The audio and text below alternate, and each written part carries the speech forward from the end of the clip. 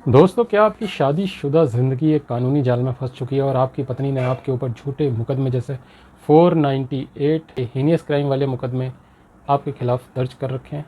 आज इस वीडियो में मैं आपको 498 से रिलेटेड कुछ ऐसी टिप्स दूंगा जो कानूनी रूप से आपको काफ़ी सहायक होंगे। भारतीय दंड संहिता की धारा 498 ए सन 1983 में लागू की गई थी। खास तौर से ध्यान रखने वाली बात यह है कि 498 ए का मतलब सिर्फ ये नहीं है कि अगर किसी ने अपनी पत्नी के ऊपर दहेज के लिए कुछ कमेंट्स करे तो उसके ऊपर 498 ए लागू हो जाएगा। तो 498 किसी पुरुष पर, किसी पति पर तब लागू होता है जब वो अपनी पत्नी के साथ दहेज को लेकर कोई हीनियस क्राइम करता है, जैसे मारपीट उसके साथ करता है जिसके मेडिकल एविडेंस उस महिला के पास मौजूद है, या कुछ और साक्ष्य उसके पास मौजूद हैं, या उसके साथ ऐसी क्रूरता करता है दहेज की वजह से सुसाइड करने के लिए मजबूर हो जाए। जब पति या पति पक्ष की तरफ से मानसिक या शारीरिक क्रूरताएँ जब किसी एक महिला के साथ होती हैं, तब आईपीसी की धारा 498 ए उन पर लागू की जाती है। ध्यान रखने वाली बात यह है कि यह एक गैर जमानती अपराध है कि पुलिस अगर आपको अरेस्ट करना चाहती है तो पुलिस को किसी वारंट की ज़रूरत नहीं है। सिर्फ एक एफआईआर लिख जाने के बाद पुलिस चाहे तो आपको गिरफ्तार कर सकती है। क्योंकि इस धारा का जो मूल मकसद था वो महिलाओं को न्याय दिलाने का था जिनके ऊपर शारीरिक या मानसिक प्रताड़ना की जाती है। लेकिन आप और मैं इस बात को बखूबी जानते हैं कि हमारे देश में महिलाओं द्वारा इस धारा का दुरुपयोग कितने बड़े लेवल पर आज तक होता चला आया है। अगर आप भी शिकार बन चुके हो तो आपको मैं कुछ ऐसी टिप्स बताने जा रहा हूं जो आपको बेशक बहुत ज़्यादा सहायक सिद्ध होंगी। टिप नंबर 1 इस है, जैसे ही आपको पता लगता है कि आपके परिवार के ऊपर 498 की एफआईआर या कंप्लेंट केस दर्ज हो चुका है, तो आपको सबसे पहले सर्टिफाइड कॉपी प्राप्त करनी है।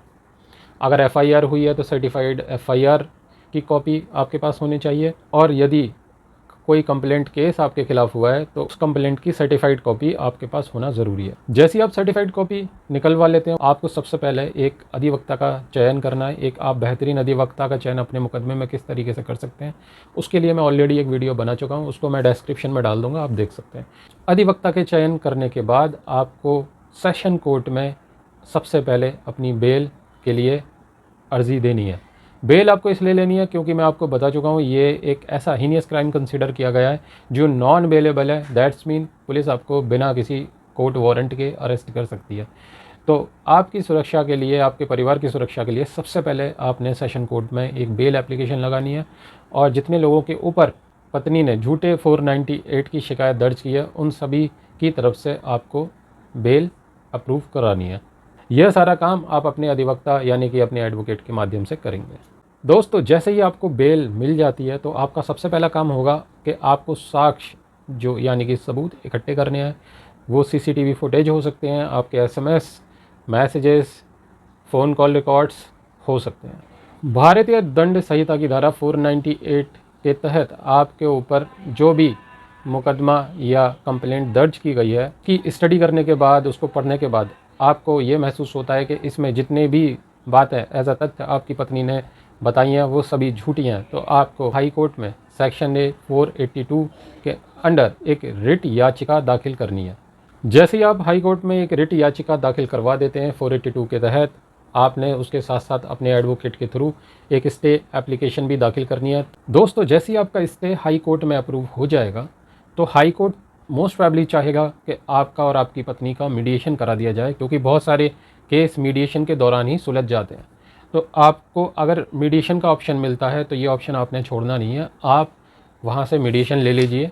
हालांकि मीडिएशन में आपका थोड़ा सा खर्चा ज़रूर होगा, जैसे 15,000 से 25,000 रुपये का, क्योंकि मीडिएशन में लगभग 3 मीटिंग्स जो है हाई कोर्ट का मीडिएशन सेंटर कराता है आपका आपकी वाइफ के साथ, और उसमें जो आप दोनों की कन्वर्जेशन होती है उसमें बहुत सी ऐसी बातें आपके सामने खुल कर आ जाएंगी जिससे आपको आगे केस लड़ने में बहुत बड़ा बेनिफिट हो जाएगा। जैसे कि पत्नी कभी भी अकेली मीडिएशन सेंटर में नहीं आती है, उसके साथ उसके परिवार के सदस्य या दोस्त लोग ज़रूर आते हैं। तो जो भी मीडिएशन सेंटर में आपकी पत्नी के साथ आएगा तो आपको ये पता लग जाएगा कि लीगली एक्चुअली उसके साथ किस किस का सपोर्ट मौजूद है। सेकेंडली, आपको अपनी पत्नी का माइंड मेकअप पता लग जाएगा कि वो क्या चाहती है। क्या वो आपसे कोई बड़ा अमाउंट जैसे कि एलुमिनी चाहती है, या वो आपसे केस ही लड़ना चाहती है, और वो वहाँ एलुमिनी से रिलेटेड कोई भी अपनी डिमांड करती है तो उस पर बारगेनिंग वहाँ आपके द्वारा की जा सकती है। मीडिएशन सेंटर इसमें आप दोनों ही पक्ष की हेल्प करता है। खुदा ना खास्ता आपका मीडिएशन फेल हो जाता है, और मीडिएशन फेल होने की कंडीशंस यही है कि दोनों पक्षों की सहानुभूति से कोई नतीजा नहीं निकल पाया। फॉर एग्जांपल, आपकी वाइफ कहती है कि मुझे 20 लाख रुपए एज एन एलिमनी चाहिए, और आप कहते हैं कि मैं 20 लाख रुपीज़ आपको नहीं दे सकता, मेरी ये कंडीशन नहीं है, मैं भी 10 लाख रुपए दे सकता हूँ।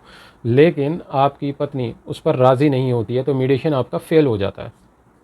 तो जैसे ही आपका मीडिएशन फेल हो जाता है तो उसकी report mediation centre high court में चल रहे आपकी रिट याचिका में दाखिल करता है, और हाई कोर्ट अकॉर्डिंगली आपके रिट याचिका पर फैसला सुनाती है। अगर आपका मीडिएशन किसी भी कंडीशन में फेल हो चुका है हाई कोर्ट में, आपको अपने अधिवक्ता के थ्रू हाई कोर्ट में नेक्स्ट कोशिश ये करनी है कि आपके अलावा जितने भी नाम आपकी पत्नी ने 498 में ले रखे हैं, उन सब के नाम बाहर कर दिए जाएं, उन पर केस ना चलाया जाए।